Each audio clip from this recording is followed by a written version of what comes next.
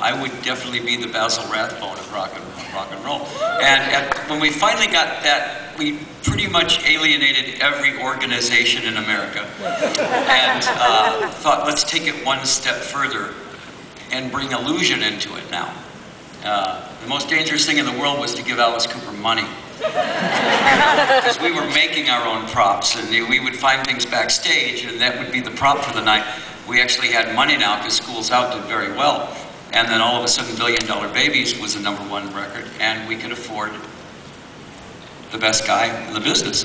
So we said, well, let's get Randy, and let's start adding illusion to the show. And that's when we came up with the, the guillotine and things like that. And I really wasn't willing to put my head in a guillotine without somebody that really knew what they were doing. Wise decision. Yeah. I must tell you how I heard about it. I don't know whether you know this story. I was in the magic shop, of all places, on 34th Street one afternoon with some of the other magicians sitting around. We were telling one another stories, some of them true.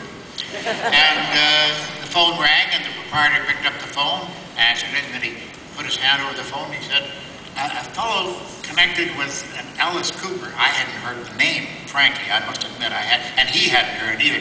He said he wants to talk to a magician who will travel with a rock show. And I put up my hand, and I said, I'll do it if he pays me $100 just to talk to him.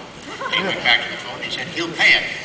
$100 at that time was a lot more than $100 today, I can assure you. I got out of there, I burned the stairs as I went down, and I showed up at the Alive Enterprises office. You weren't there. No. And, but Shep was, and several other people.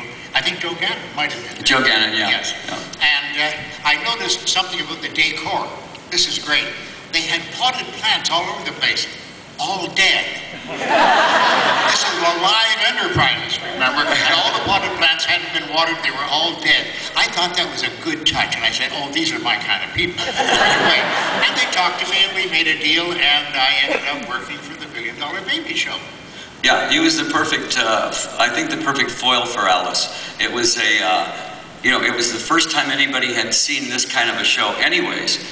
So when you're adding another dimension to it, all of a sudden you're doing, Alice would be over here, and Randy would say, now when you go over there, we're going to switch this over here. And you're misdirecting the audience, and it's all stuff that we wanted to do but didn't know how to do. And that's when we brought Randy in, he was the guy that really knew how to do all that stuff.